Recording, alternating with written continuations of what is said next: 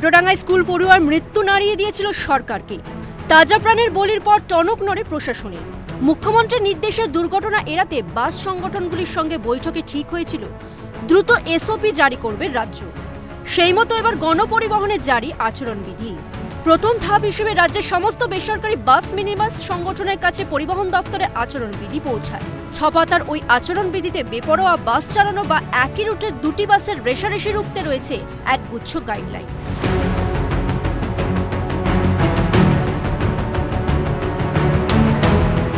বাস স্ট্যান্ডে সর্বাধিক 30 সেকেন্ড বাস দাঁড়াবে। নির্দিষ্ট স্টপেজ ছাড়া অন্য কোথাও বাস দাঁড়াবে না। যাত্রী ওঠানামা করবে না। বাসে কিউআর কোড থাকবে। চালকের মোবাইল অ্যাপ থাকবে, এটি ট্র্যাকার কোড। চালকের গতিবিধি ট্র্যাক করবে প্রশাসন। বাস স্টার্ট দেওয়ার আগেই চালককে অ্যাপ স্টার্ট করতে হবে।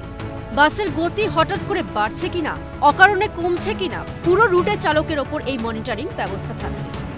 বারে বারে কোনো চালকের একই ধরনের আচরণ দেখলে তার মোবাইলের ওই অ্যাপে প্রথমে অ্যালার্ট আসবে, পরে তার বিরুদ্ধে কড়া ব্যবস্থার কথা ভাবা হবে।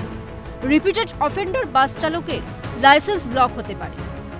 বাসে চালক নিয়োগের ক্ষেত্রে মালিককে সতর্ক হতে হবে। তিনি স্টার্টারের মাধ্যমে বাস জার্নির আগে চালকের ব্রেথ অ্যানালাইজ করবে।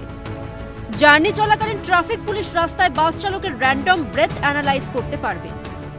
যাত্রী কেড়ে নেবার উদ্দেশ্যে অন্য বাসকে ধাওয়া করা, বেপরোয়াভাবে রাস্তায় বাস চালানো চলবে না। সবসময় রাস্তায় বাদিক ঘেঁষে বাস চালাতে হবে। বাসের জন্য লেন বরাদ্দ থাকলে তা পালন করতে হবে। রাস্তার মাঝখানে যাত্রী তোলা বা নামানো যাবে না। চালক কন্ডাক্টরকে নিয়মিত রিফ্রেশার কোর্স বা কাউন্সিলিং করাতে হবে।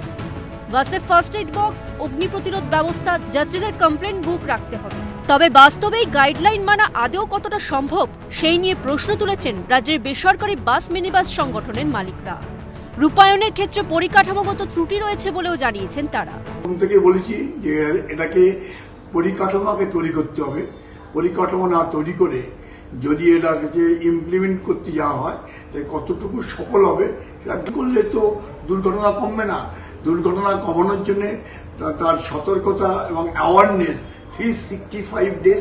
এই এসওপিতে আমরা কোনো জায়গায় দেখলাম না সেই শ্রমিকদের নিরাপত্তার কথা বলা হয়েছে।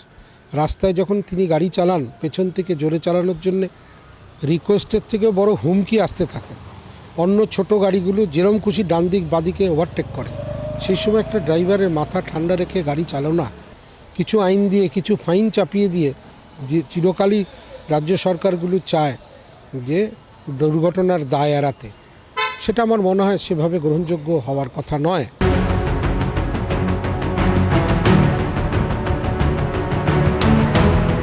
পরিবহন দপ্তরের এই নির্দেশিকা আসলে বাস চালকদের ওপর চাপিয়ে দেওয়া আচরণবিধি, এমনটাই মনে করছেন বাস মালিক সংগঠনের নেতারা।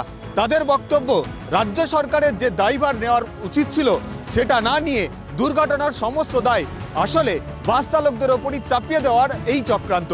ক্যামেরায় শুভময় দাসের সঙ্গে মফিজুল ইসলাম, ক্যালকাটা নিউজ, কলকাতা।